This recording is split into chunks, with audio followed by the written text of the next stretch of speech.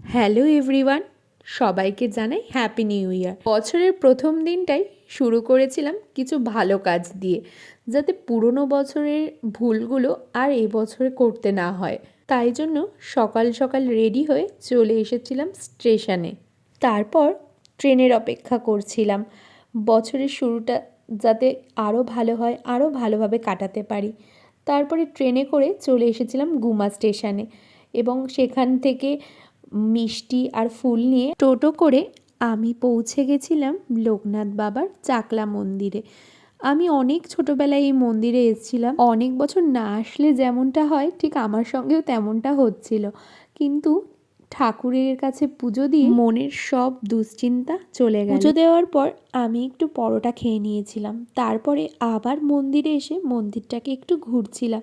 এর মধ্যে ছোট্ট বাছুরকে দেখলাম, ও খুব সুন্দর ছিল। তারপরে খিচুড়ি ভোগের সময় হয়ে গেছিল। আমরা প্রথমে মন্দিরে ঢোকার সময় খিচুড়ি ভোগের প্রসাদের জন্য টিকিট কেটে নিয়েছিলাম। তারপরে যেখানে ঠাকুরের ভোগ খাওয়ানো হয় সেখানে বসে পড়েছিলাম। আমরা যেহেতু খিচুড়ি ভোগ নিয়েছিলাম, তাই গরম গরম খিচুড়ির সঙ্গে তরকারি ছিল আর সঙ্গে পায়েস। এইভাবেই এই দিনটা আজকে শেষ করলাম।